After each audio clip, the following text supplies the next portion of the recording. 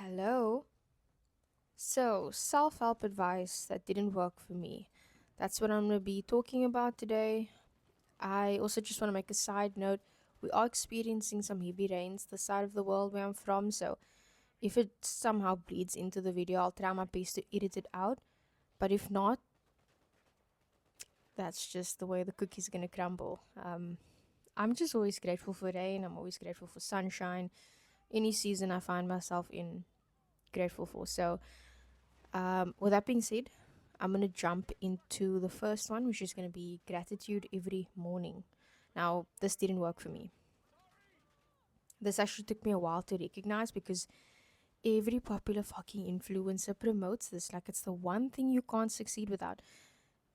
The only thing you need to succeed is putting in the work towards your specific goal. Now, I admit that there are things that's going to help you along your journey. For instance, let's say your goal is to better your finances. Working out, getting good sleep, eating a balanced diet, all of this stuff is definitely going to help. But doing only these things will not help your finances. Okay? If you don't put the work in that's specific to your goal, then nothing is going to move. Right? So, with your finances, working out and getting good sleep and eating a balanced diet, all of that good stuff, it's going to help you mentally. I would say it's going to definitely strengthen your your mental capacity to handle things. Getting good sleep is going to just make your mind sharper. Eating a balanced diet is going to make you feel physically capable of doing things. In turn, that's going to make working on your finances just much better. You're going to feel energized, inspired, creative to do certain things that you need to do. That was obviously just a side note, but personally, sitting down every morning to write down what I'm grateful for didn't work. Okay, it didn't work for the specific things that I was tackling. And I'll tell you why. My brain doesn't work that way. Sounds weird, but I believe a lot of people feel this way as well. It always felt like I was forcing myself to come up with things I should be grateful for. But the thing is, if you're not actually grateful for the shit you're writing down, then it's not gonna do what it's supposed to do. You have to actually feel grateful for it to have an impact. Just writing words down because you have to does absolutely nothing. It was a complete waste of my time, and I spent way too much time trying to make it work because that was what the gurus were telling me to do. I was seeing it all over social media, and it just it looked nice to try and do, but just didn't work. Now, don't be an ungrateful little shit, okay? That's not what I'm trying to convey here. Of course, there are so much we can be grateful for, but there's other ways you can do it, which I'm gonna tell you about, which has worked for me.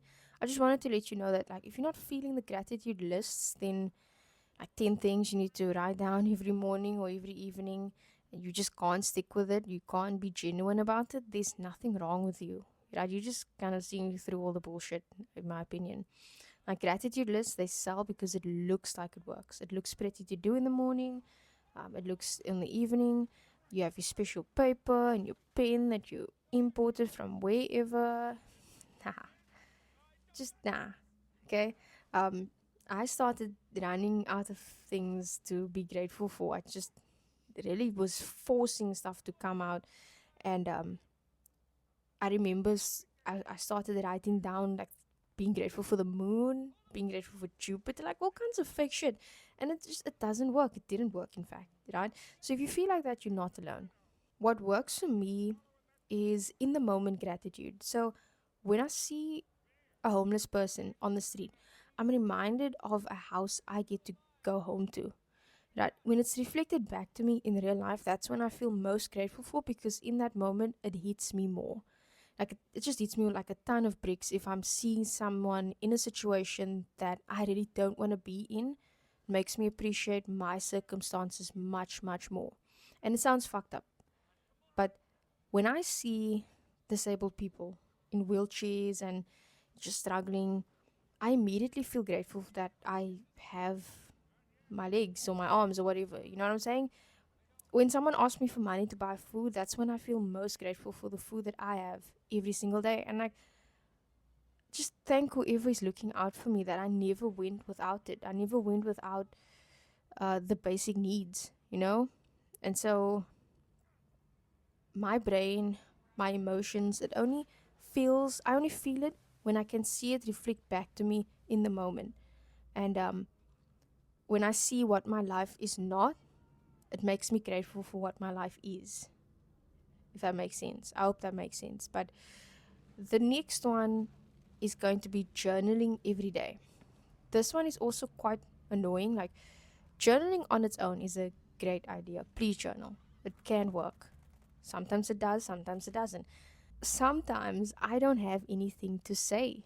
Like, just every single day, I can't sit down for 10 minutes, 10, 15 minutes, journal every morning or every evening when I have nothing to say. There's not a lot going on up here some days, I admit. My brain, again, also just doesn't work like that. To force myself into coming up with stuff was torture. It was just, I started just doing a dear diary every single day. Most days, I just need to sit in the sun and shut the fuck up. Okay, the older I get, the more I have nothing to say. And you do not have to journal every morning or evening if you don't want to, trust me. Okay, the way I use journaling now, however, is by working through problems I come across. So if I feel confused about something, I'll write it down. I'll try and work through my thoughts that way. For example, like weighing pros and cons. If I'm confused about taking a step, I would write down what I'm feeling or my emotions or whatever. Um, Most of the time, though, if it's something simple, I just work it out in my head. Like, that's honestly my favorite and easiest way to work through something. Uh, just take some time to think about it. There's no need to journal everything you think of. Really complex feelings or problems, yes, I get it, go for it, it's probably gonna work, but sometimes it won't. Sometimes you just need to sit with it and let time pass in order to see things clearly, I would say. Journaling is an option you can take, but it's not a one size fits all. Okay, so if it doesn't work, then you can try something else. Okay, you're not broken, I swear. The thing I also didn't like about the whole journaling pandemic was that journals all of a sudden started costing an arm and a leg.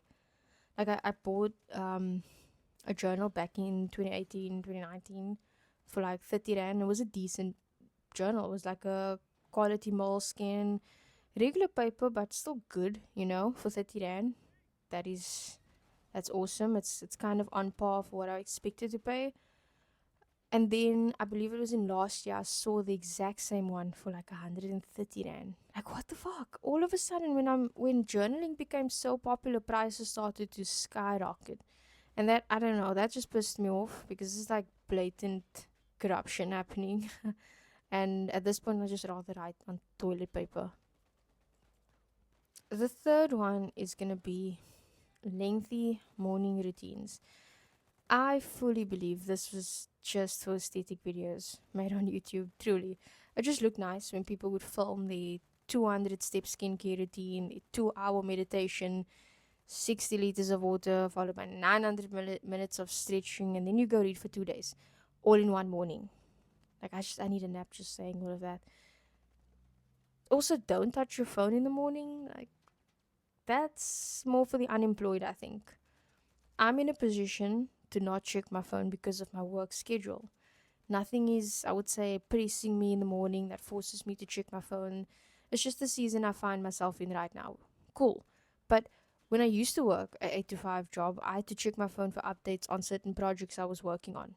I had to check my phone sometimes late at night, early in the morning, in the middle of the night. I just needed updates on certain areas of projects that I was working on. And it would have been a total shit show had I not been on top of things. And that's the position most people find themselves in today. Your phone is a tool. You can use it for your benefit or your demise. I always say that. The power is in your hands, but it's ultimately your choice on how you get to use it. Probably don't go on social media first thing if it isn't your job. Like, if it isn't compulsory for you to check your socials in the morning, yes, I would advise not to. Again, you're your own person. It's a free country. You can do whatever you want. But let's say if you have to text someone first thing in the morning, or reply to an important email, or whatever you're doing, right, that you absolutely cannot put off, do it. Don't listen to these people telling you not to use your phone. If you have responsibilities that you need to take care of, then do it. Okay? Again, maybe don't go on your phone to fuck around, but if it's something that's important, then do it. Use your phone if you need to.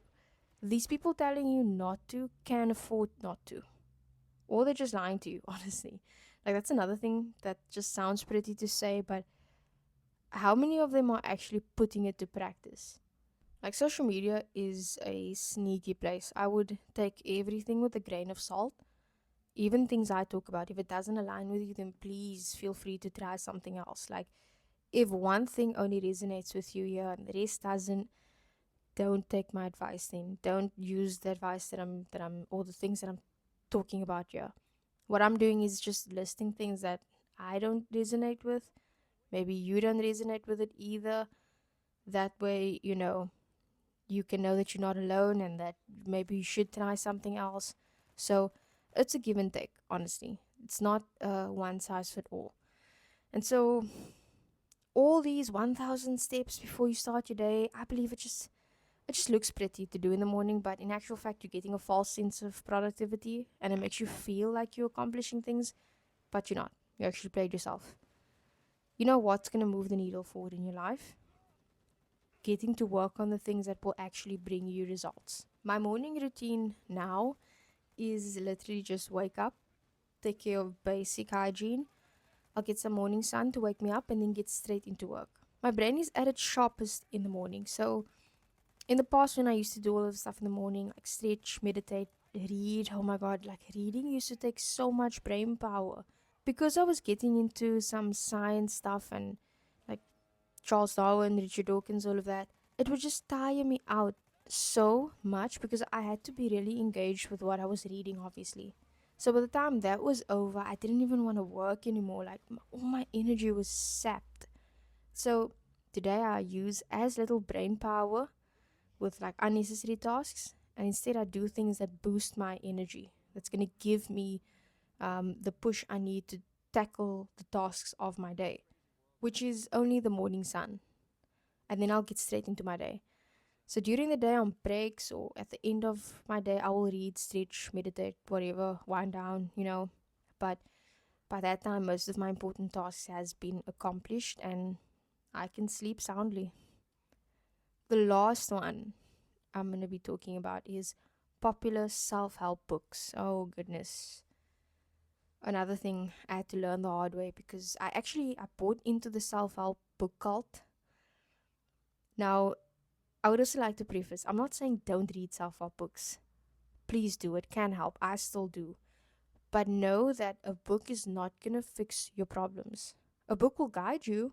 It's going to give you clarity, maybe from things that you need to solve, like from problems you need to solve, but most of the time it's probably not.